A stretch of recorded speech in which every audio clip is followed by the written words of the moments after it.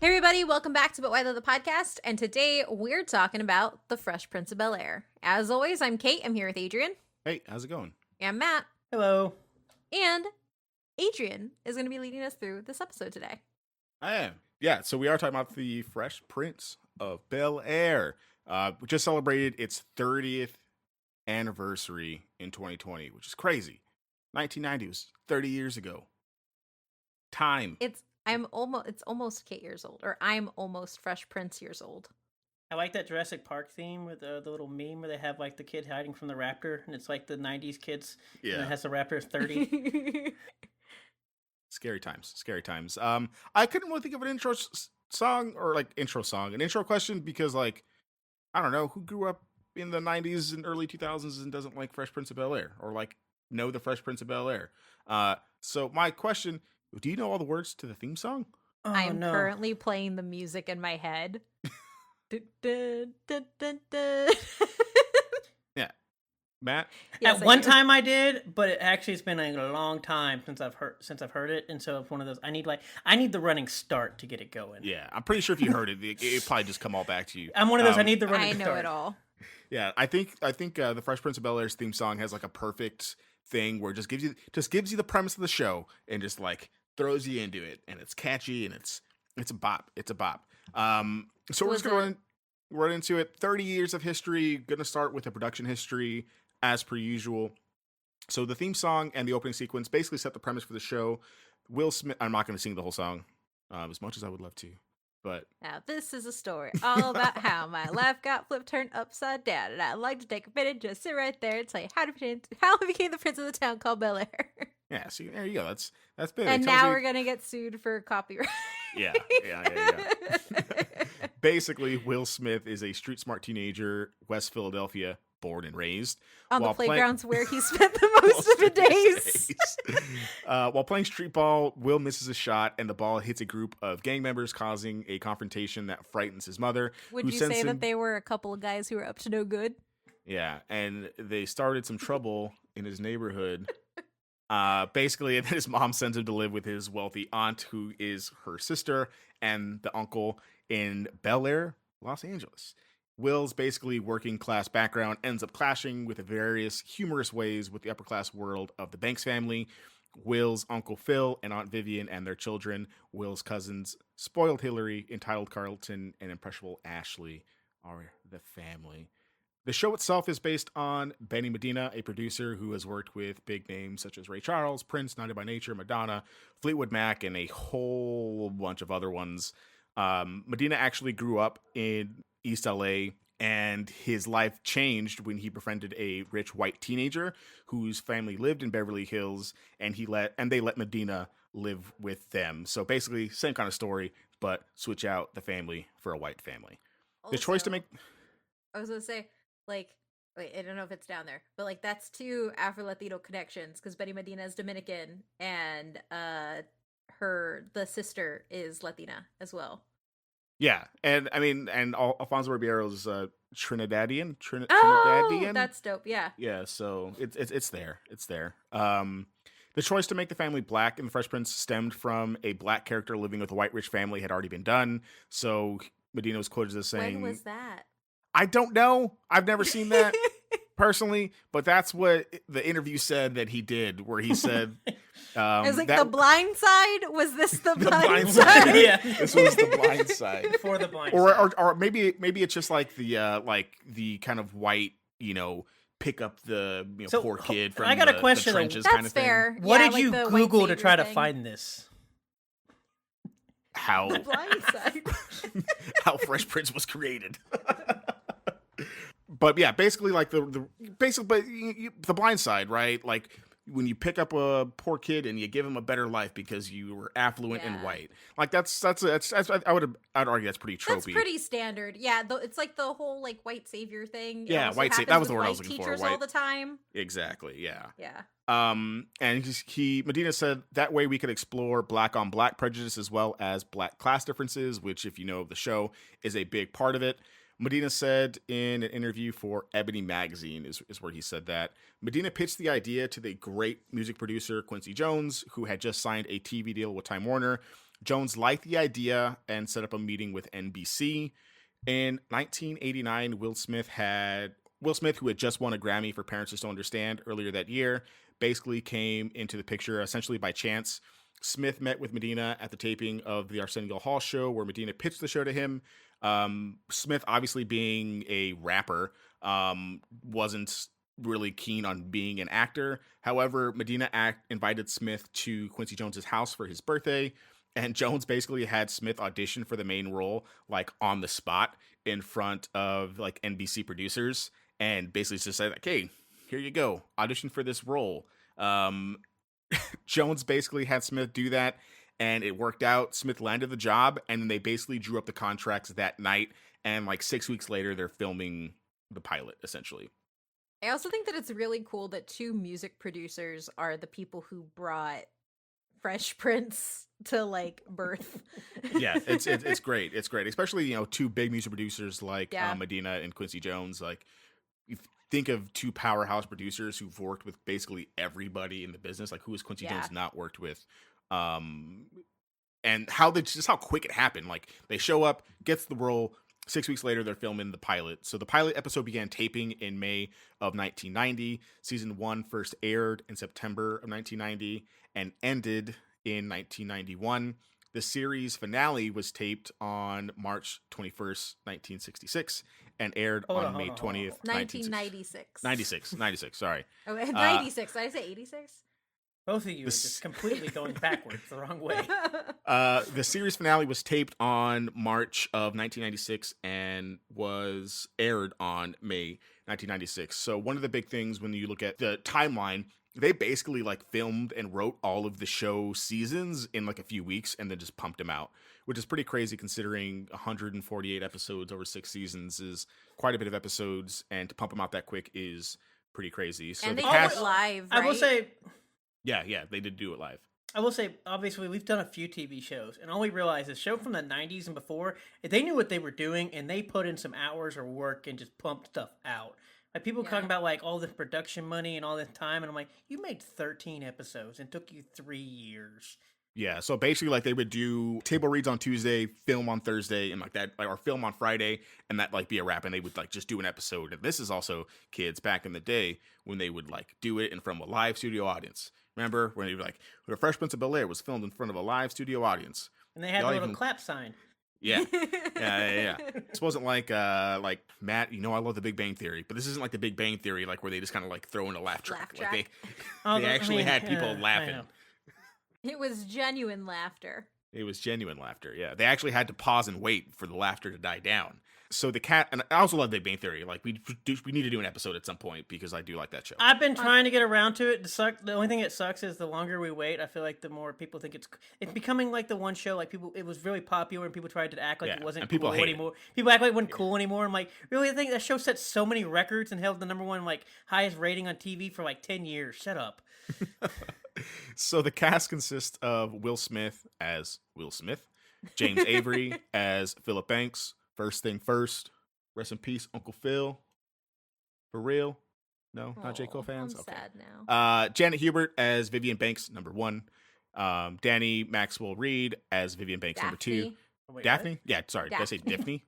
You said Danny. You said Danny Effany Reed or something like that. Daphne Maxwell Reed as Vivian Banks, #2. More of this later on why we have 2 Vivian Bankses. Alfonso Ribeiro as Carlton Banks, my hero. Just kidding. He's your twin. He's your older twin. Yeah. So I know that you don't like being compared to Carlton or Alfonso Ribeiro, but you both just have like joyful smiles that like it's very hard to replicate. Like you all just have like those joyful faces. That's all right. I wore sweater vests like all through high school, so it's fine. I'm used to it. I'm used to it now. That's why I didn't mind it. I would like to thank Dancing with the Stars for getting me to call him Alfonso Ribeiro because I just called him Carlton for the longest time. That's fair. Karen Parsons as Hillary Banks, Tatiana Ali as Ashley Banks, Joseph Marks as Jeffrey Butler. That was actually his last name. I don't know if you all knew that, but No. His last name was actually Butler from the Butler family. That's totally got to be a Joffrey. That can't be a Jeffrey. He's a butler. It's Jeffrey. It's a Joffrey. No, it's Jeffrey. It's a Joffrey. It's Jeffrey. Any Jeffrey. butler is always called Jeffrey? Joffrey. It's Jeffrey, Matt. Joffrey. Or as Will would call him, G. Yeah. Ross Bagley as Nikki Banks, which like is a very like small role, obviously like later on in the seasons, and of course DJ Jazzy Jeff as Jazz. One of the things I love most about this show is that it had so many guest appearances. Obviously, like not The Simpsons is obviously going to have more, but 57 guest appearances between like Don Cheadle, Bo Jackson, Queen Latifah, Isaiah Thompson, Evander Holyfield, Does he have Oprah. one or two Evander Holyfield. Oh my God, Adrian. Does he have 1 or 2 ears at this time? No. 2 years. 2 years. Yeah, this is 2 years because he shows up in season 1, so I'm pretty sure this is 2 years. He has 2 years. Evander Holyfield, Oprah, Tom Jones, Hugh Hefner, because Hillary has that thing where she does the Playboy thing. Boys to Men, Kareem Abdul-Jabbar, Ken Griffey Jr., Jay Leno, BB King, Chris Rock, William Shatner, Gary Coleman, 45 is in it. And Quincy Jones himself actually shows up, with a whole bunch of other people who usually just play themselves, because since they're in Beverly Hills, they live in an area apparently where every famous celebrity lives. I guess every famous celebrity is like their neighbor, so they get a lot of celebrity guests. Fun fact, I listened to a lot of blues because of the BB King episode, and my mom was like, do you know who he is? Here's some of his music. And so when I was like a little youngin', me and my mom listened to BB King and other blues things. So Thank you, Fresh Prince. So I do got a question here, because obviously we did Seinfeld, and then we're doing this one now. Do they even do celebrity guests anymore on TV shows? I don't think so. Don't think so. Because, I mean, I know you brought up The Simpsons, but Seinfeld also had a ton, and then I think we've done a few other shows that we probably can look at, especially if we do any... If I think of, like, sitcoms, like, Modern Family doesn't really have any. Well, that's what I'm saying. Like, all the new ones that I can think of, and obviously I don't watch that many, they just don't have any celebrity thing. Yeah. Versus this, I can, there's more in here than we probably had all There also aren't that many sitcoms anymore, too. Well, that's also true. Yeah, and I also know that like Quincy Jones is attached to this show, so that just in and of itself, his entire Rolodex gets. Yeah, like it's like, hey man, hey Evander, you want to come? You want to come on the show? And I'm pretty sure that helps a lot. I mean, you don't get these kind of people on your show without kind of some kind of pool. And if you like look at the list of like the entire list, it's a lot of like black actors, which is makes sense with the show. Ken Griffey Jr., Evander Holyfield, Kareem Abdul-Jabbar. I was saying, Bo Jackson. They just got everybody. Those aren't actors. Oh yeah, those aren't actors. Yeah. I give celebrities. I guess. I mean, there are a lot of actors, but I put a lot of the sports people because you're here. Oh, thanks. There was a bunch of actors actually.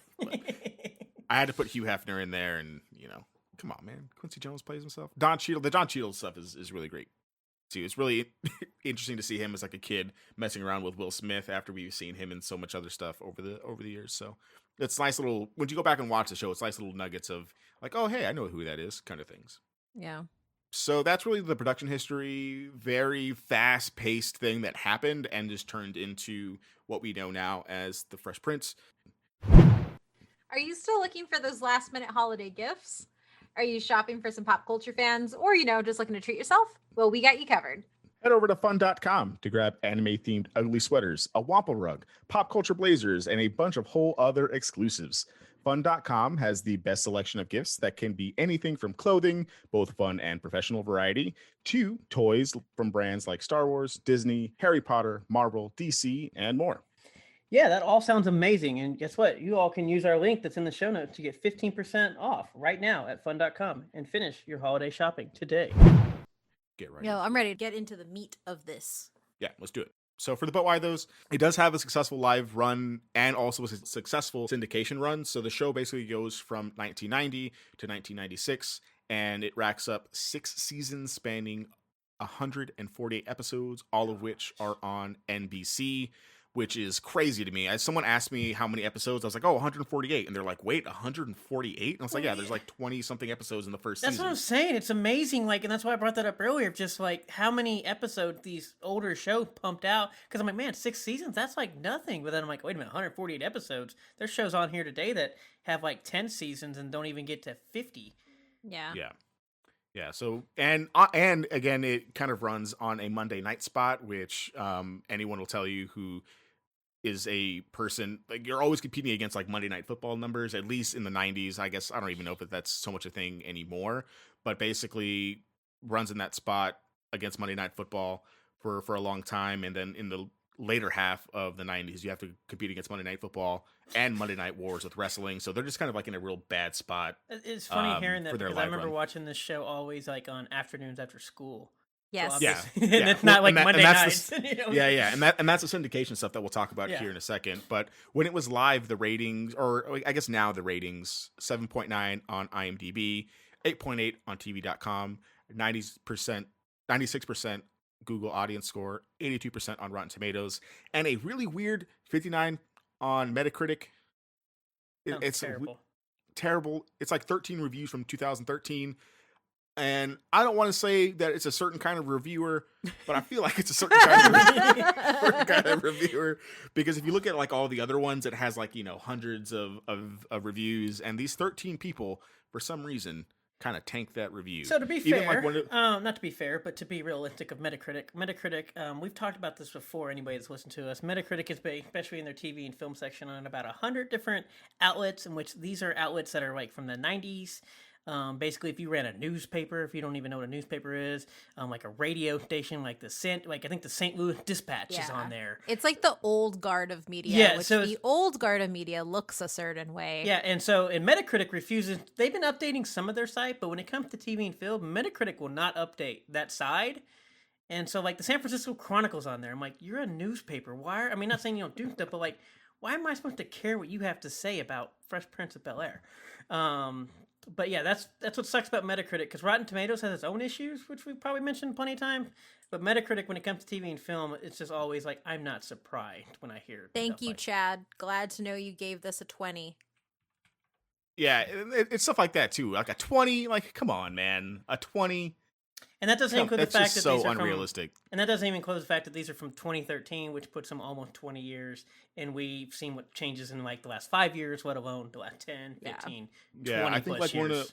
one of like the audience, or like one of like the public reviews on Metacritic was like, no, the show's great. I don't know what these people are talking about, like digging out, like, because he used his review just to dig on the actual certified reviewers, which is crazy. But I know we talked about it before the show, but I think Rotten Tomatoes is pretty spot on. I think 82% is a decent score considering sitcoms and considering 90s sitcoms. Like there's powerhouse sitcoms that we've covered here before during that same time, which we'll talk about here in a little bit, because interestingly enough, when we talk about awards, The Fresh Prince has no Emmys. It has one nomination over the course of its run, but it's also competing against powerhouse shows from the 80s and early 90s like The Golden Girls, Murphy Brown, Cheers, Seinfeld, Home Improvement, Frasier, and Friends towards the end of its run, which, if I'm being honest, kind of all have one thing in common between all of those things.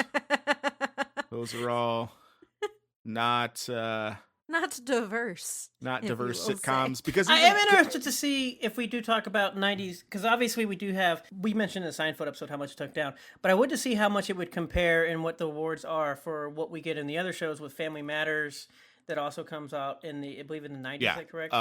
So early 90s looks very different than mid 90s to early 2000s. That's what I'm saying. That's why there are a lot of... Well, when I was looking at like the Emmy nominations for that year, like these were the shows that were nominated. Family Matters, even like the Cosby Show, because the Cosby Show is still going on at this time. None of those shows are nominated. Like these are the shows that are being nominated at that time, all white sitcoms. I don't know if that has anything to do with it, but if I'm being honest, like Family Matters is better than most of like these shows that are being nominated here, in my opinion. Seinfeld's probably the only one that I like over. Probably. Yeah, I would agree. I would agree there. And I think too, like it's already been shown, and they've done the data, at least on like the film side of like they introduced the barest of bare diversity standards for films for the Oscars. And it was a whole bunch of the old film guard just like, but I would never watch that. And it's like, okay, but why? Because it because there are 5 black and brown people in here? Is this why? Yeah. So like it is very easy to show that when your critic body looks a certain way, which at that point it tends to skew a certain way. And you got Murphy Brown, which represented all women for like a decade. Yes, exactly. And the Golden Girls. There was no difference. Yeah. So I just chalked that up to being those people just being Metacritic people is what I'm going to chalk that up to.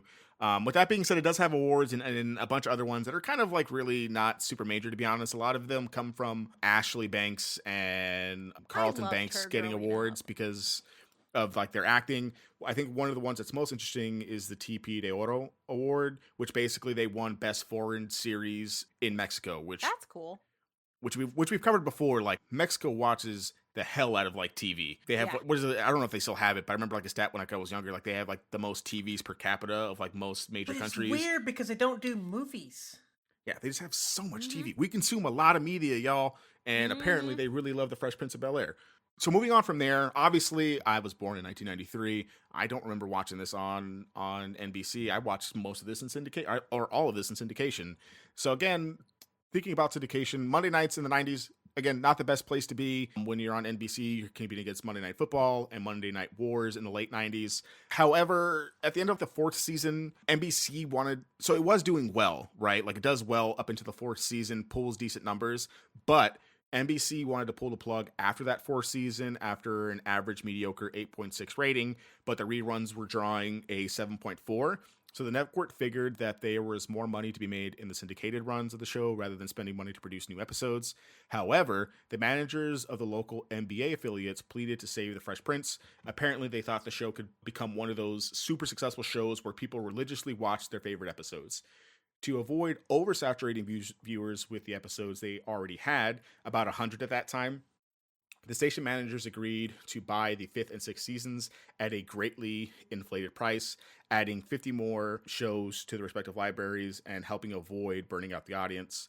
NBC basically went on and produced that 5th and 6th season of the TV show. So, local NBA affiliates saved the show, and we get that 5th and 6th season, but it also jumpstarts the syndication of them allowing to kind of rerun those episodes in a way that was easy to consume. Yeah. Yeah. Oh, and I think too. Oh, go ahead. I was like, because I'm like you, like I don't even get to this country until about like 91 at this point, and so like I don't remember watching any of this until pretty much it comes into syndication and like after school versus like prime. Anything. I think it's 91 when I get here. I don't remember 91 or 92 when I come to this country, but I don't remember ever watching this at night. And I didn't, honestly, probably before you said this, I didn't even know it was on primetime TV. I mean, I probably could have assumed, but it was just not at the time. Yeah, and that's go for it. No, I'm the same as both of you. Like I watched it not as it was coming out, but I watched it every night, and I watched it when I got back from school. Yeah, so it's one of those things where, and I'll talk about this here in a second, but the show currently airs on MTV2. Didn't know that was still a channel, BET, and VH1.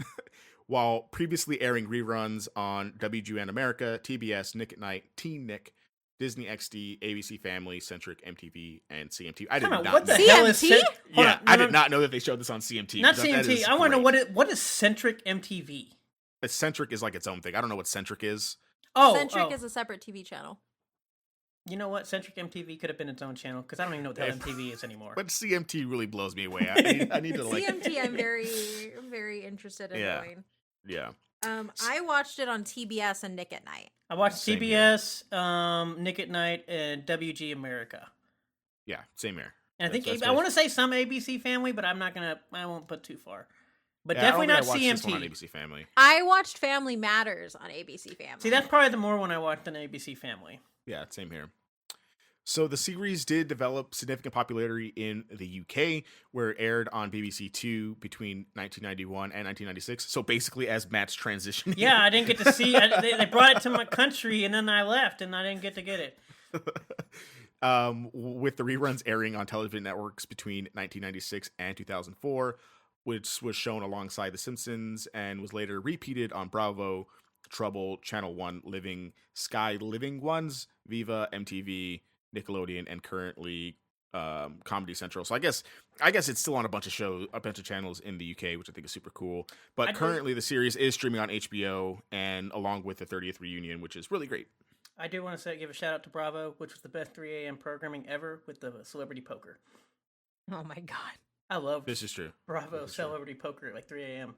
So from there is actually no musical, unfortunately.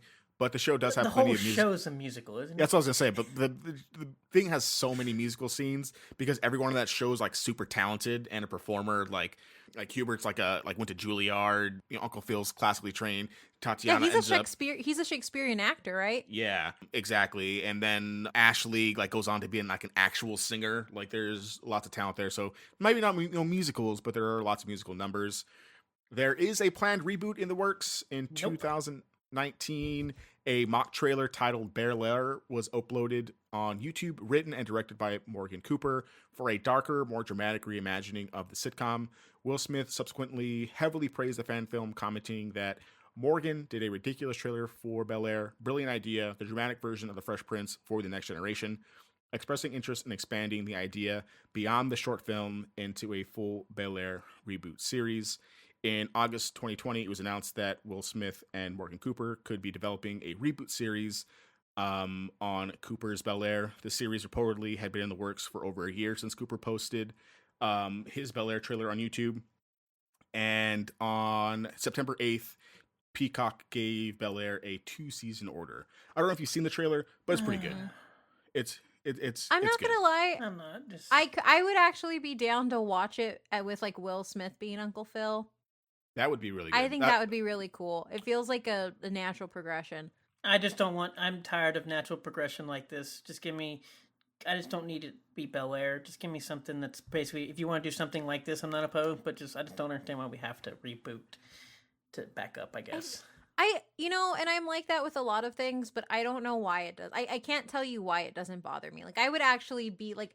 I guess because I'm just like, it's the wholesome content that I need right now of just like Will Smith going into, his old, a role that like he was, I don't know.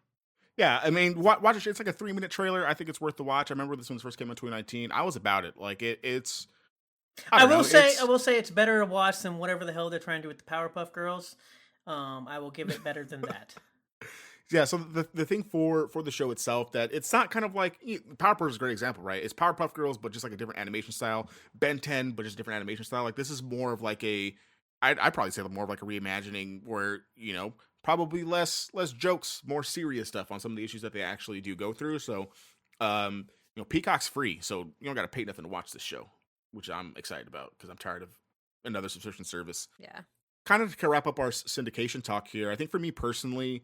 When I'm thinking about the sitcoms that I used to watch when I was a kid, Nick and Night is where I watched probably a lot of my sitcoms when I was growing up. And given that there wasn't any Brown TV shows, like this was like the closest thing I got to seeing not watching Frasier or Will and Grace or XYZ Home Improvement or like we talked about, like a lot of white sitcoms, and there wasn't a lot of like people of color, let alone someone like Carlton, who I kind of like socially identified with in a show. So the Fresh Prince of Bel-Air started on Nick and Night in 2004. Basically like the big show that I watched that had non-white cast until I get the George Lopez show, like forever from now. Family Matters isn't on Nick and Night until 2008. I was never a big Cosby Show fan, even though it was on there in 2002. Different Strokes was like only on there for like a year, and The Jeffersons was on there since '99. But I honestly like didn't really like The Jeffersons. I can't do it. I've tried watching The Jeffersons. It's too old. I can't do it. I can't do it. And like Latinx sitcoms don't really exist in the late '90s and don't even really exist now. They so like, don't this is like exist now. Well, there's literally there's one. There is one, and it's been canceled twice. So I guess for me, obviously, I did like The Cosby Show. Obviously, it's a little weird watching it now. But I did watch The Cosby Show, but I was also like another one of those that came on at, I think it was 5:30 a.m. and 6 a.m. So when you pull the all-nighter, you could watch it. I do remember watching that one. I was never the biggest fan of George Lopez show. I did watch, what the heck is his name? I don't know if it's Marlon Wayans the Wayans Brothers? The Wayans Brothers? He has a family sitcom show that I really enjoyed his show. Yeah. But I don't remember what year that one is. I know it's after 90s. This. Is it mid-90s? Because I remember I used to watch that one all the time. And that was gonna be my point here too. And obviously, like I don't want to like speak too much about like what it's like in the Black experience, like watching all these sitcom shows. Because basically, like after the Fresh Prince of Bel-Air, and I don't want to say after Fresh Prince of Bel-Air, but like basically like after like Family Matters, Cosby Show, Fresh Prince of Bel-Air, we get a whole bunch of other like Black sitcoms. Like Jamie Foxx gets a show, the Wayans Brothers get a show. we have a whole bunch of like black sitcoms, but no brown ones. And then 9/11 happens, and then we have nothing. Yeah, basically. And that's why like I gravitated so much to the Fresh Prince of Bel-Air, because they cover a lot of the things that I could identify with, while, you know, they were relatively similar to me in ways that like Home Improvement wasn't, as much as I liked watching Home Improvement. I guess not anymore, right? Because we can't like Home Improvement. Did you actually anymore, ever like Home Improvement? I did never. I care. did. I never. Cared. I did. It always made me wanted to have a house like with a neighbor where I could like just poke my head over the fence, which I have now, actually. So whenever he's outside and I'm outside, I'm like, hey man.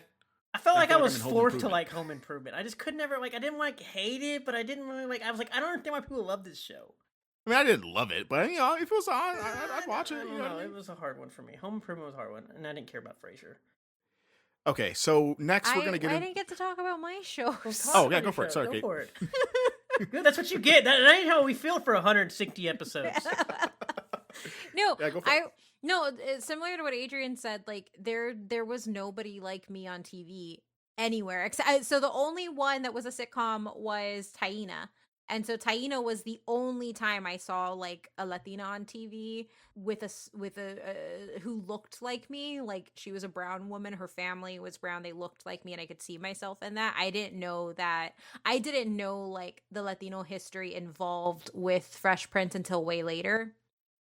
But like for me, like I really gravitated towards the Fresh Prince, towards Family Matters. My mom and I used to watch A Different World a lot, which I think is before that. My mom was at Living Single. My mom watched a hell of a lot of, and then of course like Moesha, like all of those shows, like all of the big shows that came out, like I really leaned on them because like the experience wasn't one for one, like you said, but it was way closer than watching like the middle class white family. Like it was just way closer because a lot of the stuff that happened on there, like I could also identify with because it was just a different experience. And I think one of the things that I really like when you kind of like step back and you look at, again, like not speaking for the Black experience, but it's very interesting to look at like at, I guess, Matt, pre-2001 when 9/11 kind of made all diversity go away, which I think we talked about in our Die Hard episode. You had shows that just focused on families and middle-class Black families and the difference in class, and like A Different World was just kids at an HBCU and like just living their lives, and it dealt with the issue so naturally versus I feel like now, and I feel like we're starting to get away from it, but a lot of the time, like if you do get a Latinx show, if you do get a Black show, it's like, okay, how much pain can we put them through in the inner city, and that's the show that you're gonna get. Whereas like in the 90s it was like, no, this is just a family being a family, going through family stuff, going through some of the shitty stuff that they would go through because of their identity, but also it isn't just that, and that's like one of the like the really, really cool things. But yeah, I think for me Nick at Night was George Lopez, or TBS. It was always TBS and Nick at Night for George Lopez and Fresh Prince, and then Family Matters was ABC Family with Full House. Full House was the only white show that I really, really liked when I was younger. I didn't like that until I was older. That was weird. So I did kind of Google while you were talking about some shows. I did watch a lot of the Steve Harvey show. I really love the Steve Harvey show. I love that one. I mean, some of these like Hanging Mr. Cooper. I never got into that one. That's the one with Sinbad. I watched that one. I watched some of it, but that was not one that I definitely. I watched that one a lot. I loved that one. Married with Children was not one I could ever really get into either. My dad really liked Married Apparently with Children. People love that one. I never understood that one. I watched it on FX and I thought it was funny, but it's like, it's real dark. It has its moments, but it is very dark. I don't even consider that a sitcom. Like, that's just dark. Obviously, just looking at some other ones just to see thing. Obviously, Growing Pains. So obviously, that's like ends in like the early 90s. I watched that because Leonardo DiCaprio. I can't take serious because it has a crazy guy in there now that made me hate the show. What was the son that's in there? Kirk Cameron. Yeah, there we go. That guy is out there. I mean, obviously you have like Boy Meets World, depending on the age limits you go. Okay, I did watch Boy Meets World. Well, yeah, but I'm talking about like you have some of the age one. Obviously, Step by Step was apparently another one that was all throughout the whole 90s. Yeah, and I think the big thing here is that, I mean, I don't even know, like maybe Nick at Night deserves an episode, but like that was like where syndication thing went to go live, and why I think those shows are so popular. Because all those shows you just mentioned, I didn't watch any of those on primetime TV. I didn't watched either. all of those on Nick at Night, or things like ABC Family and things like that. Yeah, I think you're right, Adrian. That and like the good old days of UPN at like from 1 o'clock to 3 p.m. Yeah, exactly. that's why when I was like looking up these things for what showed on Nick at Night, I didn't even realize the George Lopez show was a primetime TV show. I thought that was just like I thought that was just a Nick at Night show. So that one I do remember on primetime. I did watch on primetime. That one I did watch on primetime. I attempted that one on primetime, mainly and then because it became a syndication my for me. family was like, we're gonna support our people, and we're all gonna tune in and watch this. What a sad time. What a sad time. That's a perfect transition for some of the controversies that I'm going to sandwich in here with the other stuff, because we got to talk about it at some point. But Will Smith actually had a bunch of tax troubles going into the filming of The Fresh Prince. Like many young people who suddenly become rich and famous overnight, Smith was terrible with his money. He reportedly owed the IRS $2.8 million in unpaid taxes by 1990. And he basically agrees to do The Fresh Prince as a way to kind of get out of debt, essentially. It was so bad that Will Smith had to surrender 70% of his pay from the show for the first 3 seasons to the IRS. Oh crap.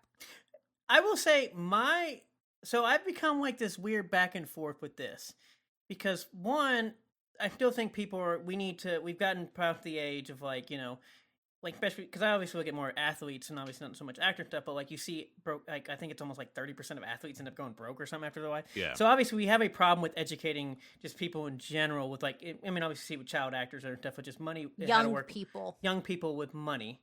What? No, just like young people. Oh yeah, well, that's what I'm saying. Child with money. But then I learned, and then when you grow up and you learn that the mitochondria is the powerhouse of the cell, but you have no idea how to do your taxes, and you learn this country hates you. Doing your taxes is ridiculous, and I understand and I feel for all the people who end up going for jail for taxes, except like Messi, who, when you're doing it in Spain, you know what you're doing. But like Wesley Snipes ends up going to jail. Obviously, Will Smith ends up having problems, and you can probably just pull up a list of how many people get hit by the IRS. And as I go over time, I feel so bad of like how bad our tax system is. Yeah, like part of me is like, I feel like some of these people just wanted to keep their money and be rich. And the other part of me is like, nobody told this young kid how they're supposed to file taxes on this giant amount of money. Like I said, it's totally not their fault. No, that's how I felt, because I'm always like, how do people keep getting hit with taxes and you don't know what pay your money, what you think? And then like as you fill your tax, you're like, oh my gosh, nobody knows how to do taxes. And it's only gotten worse. Taxes are made to just get people in a lie. And then I look at other countries and how they do their taxes, and I'm like, never mind, America just hates us. No wonder we're all in debt. Yeah. Especially, I mean, it's kind of crazy, like considering, right? Like Will Smith gets his start in music, like I think when he's like 16, 17. Right. And, by the time by the time he's 21, he's winning a Grammy for like the first rap song to win like a Grammy. Like it's huge. Yeah. And then he has a bunch of debt, so much debt in fact that the IRS also reportedly took a chunk of the money that he got from the syndication, which is huge. Like that's a long-standing amount of debt that dude had. He's fine now, obviously, right, because he's Will Smith, but he basically said that he had to largely live off the royalties from his music during the show because the tax man took all of his money for the first like 3 seasons plus syndication, which is pretty crazy. I did not know that until I was doing the notes for this episode. I was like, oh wow, not something I would have figured. Well, I guess it makes sense, right? After everything like Matt, you and Matt said, but that's I've learned if you're young and you were rich and famous, you probably have done something bad with your money, either on purpose or just basically the government made it so confusing you have no idea. 2 things: you accidentally misfiled your taxes, and now the government's coming for you. Or you hired an accountant to do your taxes and they stole all your money and now the government's coming for you. Yes. Those are the 2 situations that happen with young rich kids. Yes. It's bad. But I mean, it's fine. I mean, by 19 like 67 or like shortly after the show, he basically does Big Willie style, sells a bunch of records. Why do you keep saying 1967 and 1960? 1996, because I think what it is because my version of time, like that's so long ago, like it's almost, it's over 1990s, 30 years ago, and I guess in my mind I don't picture that as a long time. That's a long ass time. So I guess like in my mind I'm like, oh, 60s, like that's a long time ago, but now that's like a really really long time ago. I think that's where my mind keeps going. I don't want that makes sense. I don't want to be old is where I'm getting it's still 2002. You didn't know that? We haven't aged past that. 2012. It's fine, right? It's fine. The 90s were 10 years ago. Yeah. Oh, God. the other day we were laying in bed and Matt said something. I was like, "Oh yeah, that was 10 years ago." He's like, "Kate, no, that's not. That's not the it." YouTube album thing. And I said it came out, and I said it was like 25 years ago. And she goes, no. And I said, oh, in 2004. And she was like, oh, you mean like 10 years ago? And I was like, no, or no. I said like 1994 or something like that. And she was like, oh, you mean like 16 years ago? I was like, oh no, 1994 is 26 years ago. Yeah, that's kind of where we're at. So other controversy, probably like the biggest one surrounding the show, is the two Aunt Vivs. It's pretty standard for like sitcom shows, especially during this time, to kind of like switch out actresses and actors and things like that.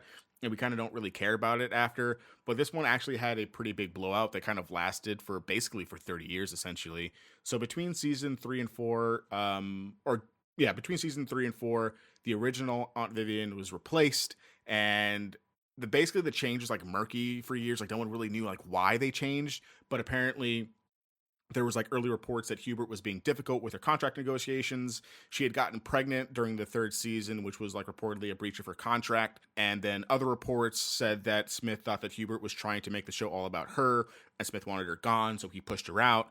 So basically for like nearly 3 decades, Smith and Hubert didn't speak and more or less feuded in the media. Not quite like Rock and like Tyrese levels, but there's we don't have any like crying Instagram videos. No, not on this one, I don't think. But there's definitely animosity there. So for a couple of quotes, Smith told Atlanta radio station in 1993, the original controversy, I can't say straight up that Janet Hubert wanted the show to be the Aunt Viv of Bel-Air show, because I know she's going to dog me in the press. She has basically gone from $250,000 a year to nothing. She's mad now, but she has been mad all along. She once said, I've been in the business for 10 years, and then this snotty punk comes along and gets a show. No matter what, to her, I'm just the Antichrist. And this just wasn't Smith either. Alfonso also had some things to say. He said, legally I'm not allowed to talk about it, but hey, why not? Basically, at the end of the day, he bleeps himself, was crazy. She went nuts. Long story short, there were days where we were all on set and she would literally go off on people, and they got to the point, by the time the 2nd season came along, we were like, this is unacceptable. We felt like when we were doing the Fresh Prince of Bel-Air that we were a family. She, at the point, ruined that, and she made it very difficult for us to work, and unfortunately she was then fired. They brought in Daphne, who we absolutely loved, and we moved on. Oh well. We learned a little bit more in the reunion special that Hubert agreed to when she agreed to come on the show and talk to Smith after basically 27 years. We learned that Hubert was in an abusive relationship during the time of her pregnancy, and that she basically stopped interacting with the cast on her own accord. And then she made it known that her career was essentially over after leaving the show, because all of the things that Smith and the production said about her. She's quoted in the special as saying, "But you took all that away from me with your words," Hubert said. "Words can kill. I lost everything, reputation, everything.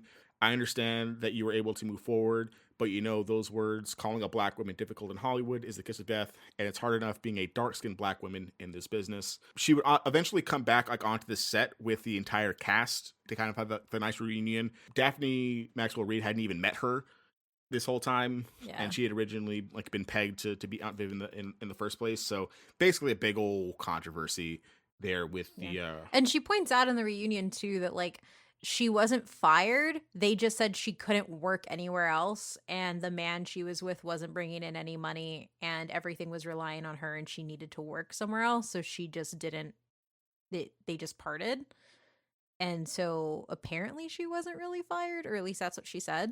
Yeah. But it's all really sad when you think about it, because what I really like about the reunion special is there's this moment where she's talking with Will, and you can tell that like Will Smith is like kind of like connecting the dots. Like he's realizing all those times that he thought she was mean, like she was really just going through it and wasn't, it wasn't personal. And it's like it's a really sad moment, because you kind of realize, oh, well, these people should have just kind of like talked at the time, but I understand why she didn't.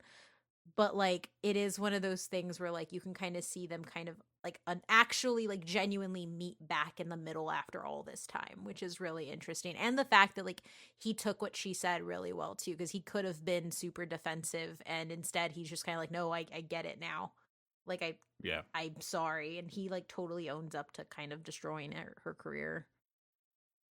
I will say since I watched this in syndication, it was weird because I didn't like watch it like prime time, so I didn't get like so like I would go from like random episode from season to Yeah, that makes season, sense. and so I do know for a while it wasn't until I learned about this that this was weird to me because I was always like, obviously I'm still like a kid and stuff. I was like, are those two different people? Because you know, Yeah. because like especially sometimes syndication, what they'll do too is they run off of different timelines, and so you don't Yeah. get episode 1 and 2. You get maybe this syndication at A is running off of season 1 right now. Syndication B, which is right after, is running off of season 2, and so it definitely got a lot of weird timeline stuff. And obviously, being a kid, I didn't know. It was just like this. This looks. I'm like, I think these are two different people, but I don't know because the same show. So I will say that was interesting, at least watching the show in syndication. It's been with a few other shows, but I do remember explicitly this one, especially because obviously the big difference because it wasn't like she was just like a random. I mean, I guess she was not like a side character, but main character, but she was an essential character, and so it was interesting to see, like, especially as a kid seeing that. Yeah, and there's definitely like different camps, right? Like going back and rewatching the show like I am right now, she's a good actress. Like she's a great on Viv. Like she's a very strong, dance educated. Episode is Yeah, so good. It's one of the best. Yeah, it's one of the best. Like it's spawned TikTok challenges and things like that. Like it's good. She's really really great. It's just really unfortunate that it went down like that. Yeah.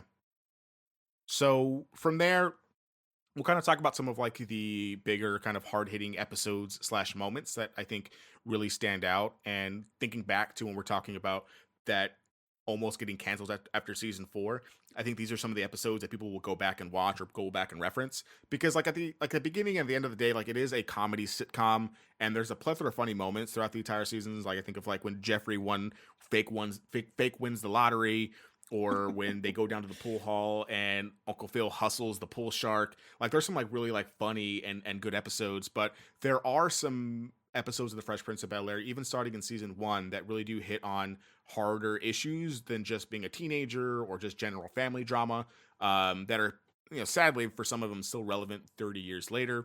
So I just want to run through a couple of them. Even starting from the first episode. So season 1, episode 1, The Fresh Prince Project. This is the first episode where Will arrives and basically embarrasses Uncle Phil at a party. And I guess like since you watch this in like, I mean, me too, right? I watched a lot of this in syndication. Like you'll kind of see more of the timeline as we kind of go through some of this. But the episode basically ends with Uncle Phil and Will having their talk. And Will basically essentially tells him that he forgot where he came from. Basically saying like, Will grew up in the project. He doesn't understand the struggle. But Uncle Phil explains that, he heard Malcolm X talk, like all these people that he puts up on his wall. He was there in that struggle. He experiences like that same kind of racism, things like that.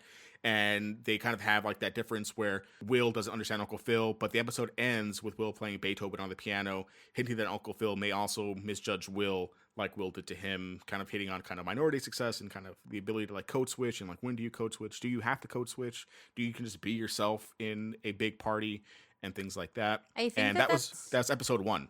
Yeah, I think that's also one of the things that I really appreciate from the Fresh Prince, like now, and I got it then, and my mom kind of talked to me about it too, like when we would watch it together and stuff. It's just like the idea that like in order to succeed, you have to be somebody completely different than you, and like how that's kind of like pushed into us like when we're younger.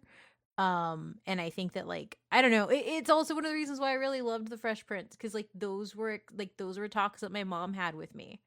Like my mom would tell me not to say certain words when we were out in public, or like she would like there were sometimes like my mom would ask when my grandma didn't speak at doctor's appointments because of how the doctors would treat my grandma. Like there's just like those different levels to like stuff that I think the Fresh Prince hit on like in episode 1, but also throughout the rest of the stuff that's like really really strong and still really really important. Yeah, so even going from there, same season, episode 6, Mistaken Identity, Carlton and Will take Uncle Phil's legal partner's car to a different city to go on a trip, and they are pulled over by a cop, and Carlton basically has to come to grips with what it's like to be black outside of like his sheltered upbringing in Bel Air.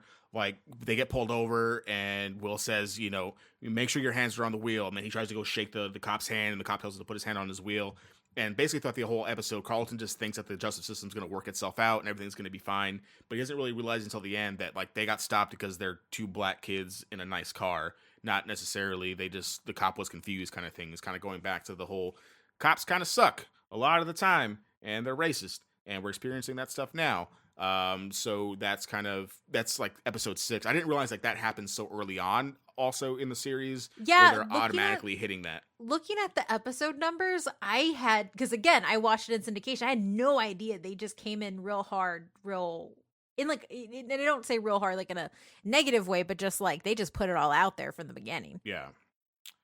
Then season 1, episode 17, ethnic tip. Aunt Viv, who is basically like a college professor, comes to Will and Carlton's school, which is basically a prep school with a bunch of white kids. Like they're like the only 2 black kids in the entire school. She comes to teach black history after both of them complain that there isn't enough of their history being taught in class.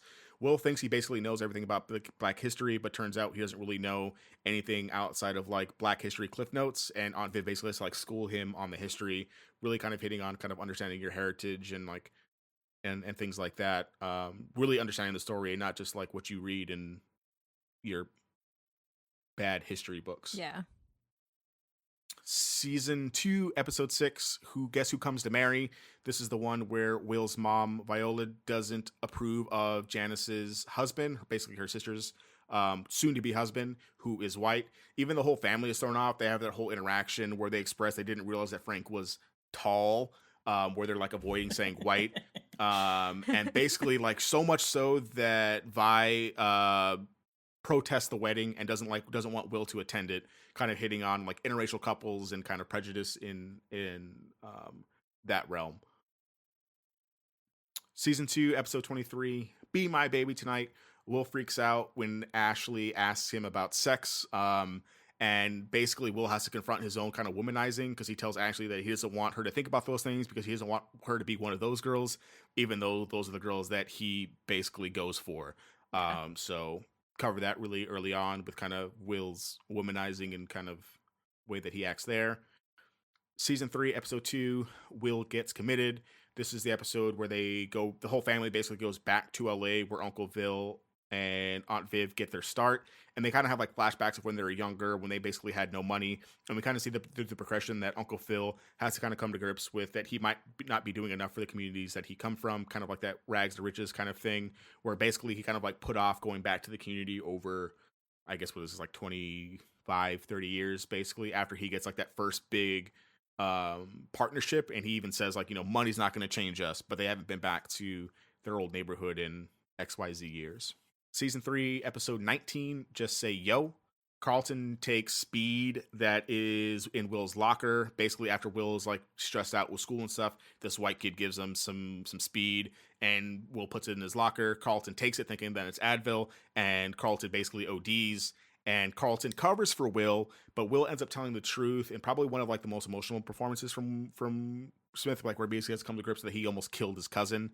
Kind of talking about like drugs and minority in the minority community and things like that. So but also like speed. Yeah, I was gonna say about speed. Like what happened? What do we ever figure out what speed is and what happened to speed? And it's speed methamphetamine, right? Well, I mean, yeah. I think so. But I've never really understood, because Saved by the Bell also told us that speed was going to be a big thing that we were going to encounter. I grew up thinking speed was like the worst thing in the world. TV. I don't even know, like. I remember people always said speed. I guess for me, like when I think of speed, I always I just assuming it was something like Adderall that people would use, because like, the effects seemed very similar. I thought speed made you go faster. I don't have access to speed. Adderall does for people who don't actually have ADHD. Yeah.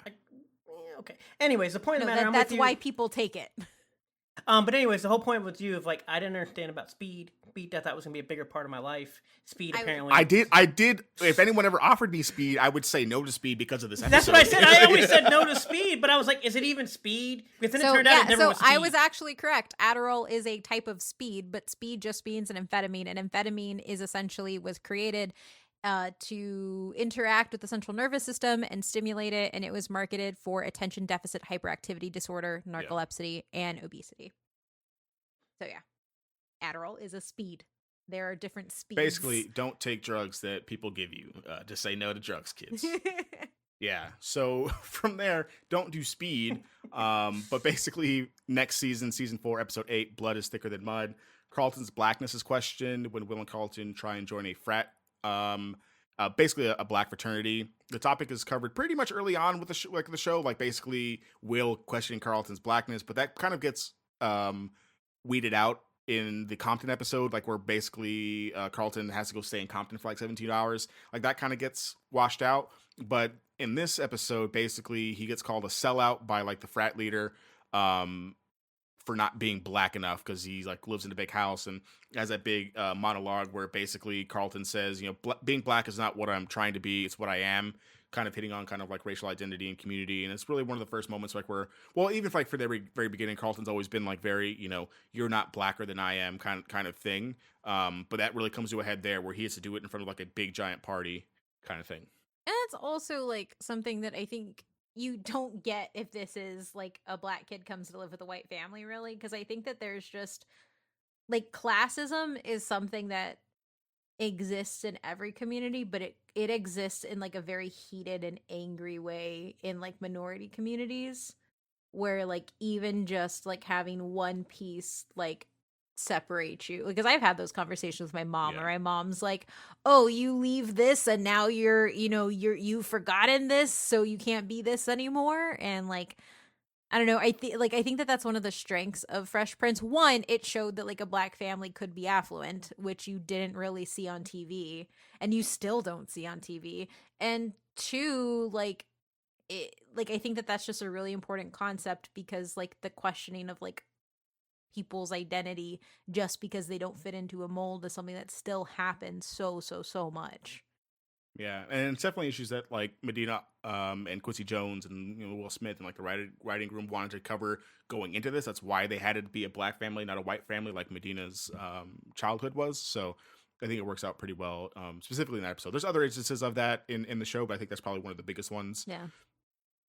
Season 4, episode 24, Papa's Got a Brand New Excuse. That's that episode where Will realizes that his father is basically a deadbeat and delivers that scene at the end with Uncle Phil where he doesn't understand why Lou doesn't want him, kind of covering kind of like deadbeat parents and kind of realizing that you can, I would probably classify like the Banks as like his kind of found family because he didn't really know them. So kind of like deadbeat parents and kind of the idea of found family is very, very important in that episode. That episode is actually the first time I had the conversation with my mom about my biological dad, because I asked her about it. Like I can imagine that episode having a lot of impact for people in really similar situations, because it's hard to like, at least like, because I feel like it's a different experience than Will, but it's kind of the same. Like you think one way and you kind of need somebody to tell you that it's not that, right? And I think that like a lot of the times, like when you're somebody who like hasn't, because like, I guess for me, like I was in this space where I didn't want to ask about my biological dad because I didn't want to hurt my dad's feelings. And so I never like thought to ask, but then we got to watch this episode as a family. And then I was like, so since Will had this conversation, let's talk a little bit. Yeah. In reality, I was crying. My mom was like, why are you crying? I was like, well, I guess I'm going to tell her. And like, we got to have that. I mean, I was really young, but like just getting to have that type of conversation, having this open that door, is really important. So. Yeah. I mean, I just think it's like a really well acted scene. I didn't want to. Well, I didn't want to have you talk about it if you didn't want to talk about it, but I figured that episode probably resonated with you a little bit. So I'm glad it kind of spawned that conversation for you to kind of have that with your mom and things like that. So season 4, episode 10, Home is Where the Heart Attack Is. This is the episode where Uncle Phil has a heart attack and Carlton is like super afraid to go to the hospital. Like he like excessively cleans, and because he's basically scared to lose his dad, and Will has to confront Carlton and basically calls him selfish because Will doesn't have a father to catch a heart attack, basically. Pressuring him to go see Uncle Phil in the hospital, but he doesn't want to see his dad, who he sees as like Superman, with tubes up his nose. So kind of covering like the fear of losing family, and then just overarchingly kind of like unhealthy choices. Even Uncle Phil, like in the episode itself, tells him that he's sorry that he failed him, and things like that. So, season 4, episode 12. You Got to Be a Football Hero. This is the episode where Will gets drunk at a frat party and tries to drive home drunk. They end up like jumping him in like a graveyard, and basically he has a nightmare where he meets a bunch of dead people, and in particular a kid who is hit by a drunk driver, kind of covering that drunk driving episode that basically like every sitcom has to cover. But This that one in particular was really good. It's really good. It's also really creepy. And I remember this one leaving an imprint and just being like, "Oh, I don't like any of this." Yeah, definitely don't like any of that. So season 5, episode 15, Bullets Over Bel-Air. This is the episode where Carlton and Will get held at gunpoint. Will gets shot protecting Carlton, and Carlton basically, like, his belief of the legal system is shattered because, like, nothing is done after they get shot. And he basically buys a gun for protection, kind of hitting on, like we've talked about before, kind of like shitty justice system, especially when you're in the justice system as a person of color. Really powerful episode there. Season 6, episode 7. Oh, because I didn't put this episode title, but season 6, episode 7. This is the episode where Ashley is thinking about having sex for the first time with Urkel. Not like Urkel, but like the character who played Urkel. That was still very awkward, but yes. Yeah. And Will and Carlton basically like lose their mind and become overprotective. Hillary end up, who is like, you know, not the one you would expect to have this conversation, but basically Hillary has a conversation with Ashley, basically affirming that it's Ashley's right to choose who and when she has sex with somebody. So kind of hitting on that women's right to choose and really dealing with like kind of overbearing family, controlling like the youngest member of the family because she's seen as the baby. We've basically seen her since she was 11 years old grow into a young woman. And then finally, just the season 6 finale, I Done. Overall, like a pretty much sad episode of like reminiscing, but I think the biggest moment is when Uncle Phil reassures Will that he has grown so much since he's come to Bel-Air and will basically always be his son. Like specifically says that he is his son, not his nephew. Kind of hitting again, like we talked about before, kind of like that found family, and you know, you can be like a punk kid, but you can definitely still grow into a, you know, adult who graduates from college and all the stuff that Will does. I knew that. So some of like the biggest episodes, I think it's like 14 episodes that I think are that hit kind of those more than just like a funny episode, hitting hard moments and messages and things like that. Any thoughts on any of those before we move on? They were excellent choices. Yeah, no, I mean, I think most of these I can say I see and definitely remember. Yeah, so from there, kind of like the last fun fact, it's kind of, not like really fun fact, but like the last like kind of why though, this like basically jumpstarts Will Smith's acting career. Whether you like Will Smith or not, it's kind of irrelevant because basically him being on the Fresh Prince of Bel-Air puts him into all these other roles. So in addition to like the obvious pressure that you have from NBC at the time, we basically kind of have to squeeze out those last 2 seasons. Will Smith was like reportedly ready to be done after season 6. So going in, the whole cast knew that the 6th season would be the last one. So they kind of get to go out on more or less their own terms. So in 1996, Will Smith was quoted as saying, "You become a family. On some weeks, you spend more time with your family, your TV family, than you do with your real family. It's hard to say goodbye to that atmosphere, but we felt like it was time. We've all grown as actors and as people. We had an incredibly talented cast, but the show is just limiting. TV is a good workout facility where you get to work on your timing and other paces, but I think I've had enough time in the gym. Now I'm ready for Coach to put me in the game, motion pictures." So even during the filming of The Fresh Prince of Bel-Air, Smith had already been in Where the Day Takes You in 1992, Made in America in 1993, 6 Degrees of Separation in 1993, Bad Boys in 1995, and Independence Day. I had no idea that Bad Boys happened while he was still doing Fresh Prince. How did you not? Okay, I was 4. Well, I guess my point was not like during it. But I'm talking about like we've had 30 years, Kate. I don't know the timeline. I just think of every role that Will Smith got as after Fresh Prince.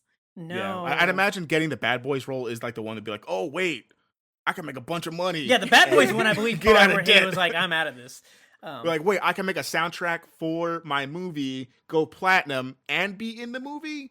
Sold. Insert so Men in Black and Hitch and yeah, because that's literally Men in Black is in 1997. So Wild Wild West I think is like 98. I think maybe so, something like that. So basically right after that, basically makes a bunch of money. So basically he goes on to be Will Smith, plethora of roles. Which he's actor, also producer. A genuinely good actor. So the funny he's a good actor. So the funny thing is they had actually the statistic I think before his son decided to come ruin this statistic, I believe. But I think it was a while where they did the money where if you were to put like the prototypical actor you would grab that you knew was going to make money based on a genre and everything, you grab Will Smith because of how much money his films always made. Yeah. Yeah, I mean, he was pegged to be in The Matrix before. Well, that's what I'm saying. It was just because they had that funny stat until his son came and made whatever the hell that one movie was. That was so awful. Yeah. That we don't he was good at his son didn't ruin it until the second time because his son is good in Pursuit of Happiness because that is just a very depressing movie. Yeah, he's good when he's a kid, but then he starts growing up. Okay, my bad. When his son has memories. That's fair. That's fair. I mean, obviously, like he's done a few movies in the last few years, but definitely more of like a producer at this point. Also has like a pretty fire Instagram/TikTok account. Bad Boys for Life is really freaking good. Oh, I love Bad Boys for Life. Yeah, so good. I'm actually not as sad now, not because you didn't realize Bad Boys came out in 1995 when we were talking about like why are they making a third one now? Yeah. No, it wasn't that I didn't realize that it came out in 95. It was that I didn't realize that he was still playing Fresh Prince while Bad Boys came out. Do you think they recorded all the shows in like 94 and then somehow magically made all the other seasons? Yeah. Maybe. I mean, they pumped them out pretty quick. Okay, that's fair.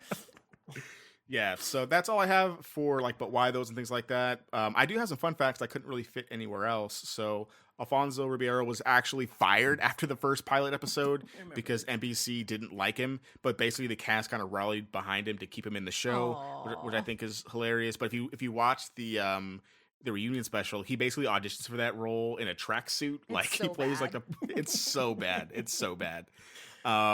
Will Smith's, I guess now wife, Jada Pinkett, Entanglement. Yeah, we had some entanglements. Basically auditioned for the role of Lisa, Will's girlfriend, towards the end of the show, but didn't get the role due to lack of chemistry because of like the height and like they just didn't like work well. Oh, that's but funny. Interestingly enough, the two actually met for the first time at that audition and started dating after they met at the audition and then like were together. I guess that's why they have entanglements, that lack of chemistry. Yeah. I guess they were right. They just didn't have the right chemistry back in the day. The NBC knew.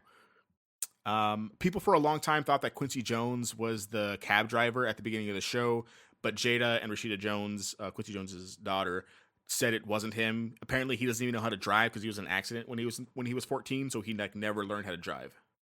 So obviously, the Rashida Jones. Which person is that?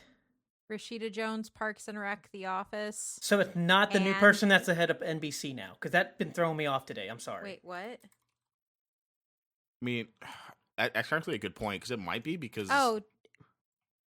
no, Rashida Jones is now the head of NBC, I believe, today. Yes, but they're not the same person. I know they're not. That's why I asked, because it's been throwing me off today. That's why I asked, which one are we referring to?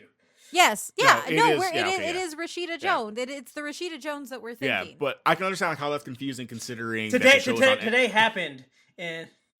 Today happened where Rashida Jones is now the head of NBC. Yeah, and this show was on NBC, so I can definitely see like because that even threw me off a little bit when you said that, so that makes sense. But no, yeah, Quincy Jones apparently can't drive. So the show endorsed a pair of basketball sneakers called the Air Jordan 5 Bel-Airs, and this is mainly because like a lot of hip hop heads and things like that were inspired by Will Smith's swag on the show, so much so that he got his own pair of Air Jordans. The show's soundtrack was only released in the Netherlands, so you can't go buy like the soundtrack anywhere unless we're in the Netherlands. Go Dutch. And something that they cover in the reunion special, and that you can actually see on the shows now, is that Will Smith was such a new actor that you can catch him mouthing the lines of his co-stars in some of the early episodes. Like if you go back and watch it, like you can see it. Like there's one episode where he's literally mouthing Don Cheadle's lines as he's sitting right next to him, and it comes up like even in the show to this day, which is hilarious. But I think it's more because he was super nervous and he just wanted to like make sure he knew everyone's lines, so he learned everybody's lines on the show so much so that he could like mouth them. And it's a running joke that they have throughout the show and even in the reunion special. So that's all I got. Fresh Prince of Bel-Air. Final thoughts, Matt? I really enjoyed the Fresh Prince of Bel-Air growing up. I remember watching it quite often. Obviously, I haven't watched Reunion because that required me watching TV, and I just don't do that these days. And I'm not a big fan of reunion shows unless they're the trash ones where people just come back and hate each other, which I didn't expect that one. He has in fact watched Married at First Sight reunion shows. Yeah, because they come back and be like, I hate you. Kevin, you hold strong. You're still the best person I've ever met in my life. You've never met him. It doesn't matter. I met him through that show. Through osmosis. I live vicariously through him. But anyways, but no, I remember growing up, I remember watching the show. Like I said, I never watched the prime time, but I remember watching this all the time after school. It's still weird because I've seen so many. I recognize I have a lot of the memories you talk about and stuff, but I still probably couldn't tell you how many of the 148 episodes I've actually seen. it's a weird thing of just like, and I mean, I'm sure we've done it with a lot of other shows. I think even Seinfeld of like, I could tell you if there's 190, I've seen like 140 of them or 150 of them, but I couldn't tell you which ones are which. Yeah, I mean, I'm pretty sure that goes back just like syndication and then just playing like the highly rated episodes. So there's even some when I'm going back and rewatching, I was like, oh yeah, I remember this episode, but like very vaguely, right? Not nearly as much as like the ones I mentioned before. Yeah, so. but I understand why people like it. I'm still not. I mean, we'll be interesting to see what they do. I'm not surprised they're going to try to reboot it. That's all we do these days. But no, I'm glad this show got made, and it was just great to watch growing up as a kid, and this theme song is still great. And you got the fancy little pastel looking, I guess, colors or whatever, the crazy colors. Yeah, neon. The 90s. Neon, half neon, whatever. They weren't even like true neon though. That's why I was like, I didn't want to say. Yeah. Kate? No, I mean, I've kind of given my thoughts throughout the whole episode. I mean, I think it's a powerful series that's I think it's still really relevant today and really holds up. And I mean, I think that there's one of the sad things about media is right now I don't feel like there are a lot of widely circulated shows that are close to like doing what Fresh Prince did and stuff like that. And then maybe because of the lack of sitcoms, but like specifically by like representing people of color in different lights and showing different family structures and different dynamics. And I feel like we just continually go to the same thing over and over again now, and I mean just like themes. So it would be really cool to get back to how things were and even better of different family shows showcasing different things. But I also think it's hard too because like sitcoms are pretty much gone and the majority of shows are like long scripted dramas now and stuff like that. So I don't know. I think it was really amazing. I don't know how many episodes I've watched, but I know I watched all the ones that Adrian mentioned. I don't know. It was really powerful, and I understand why people still love it. I understand why it launched Will Smith's career, and I have the song going on in my head right now.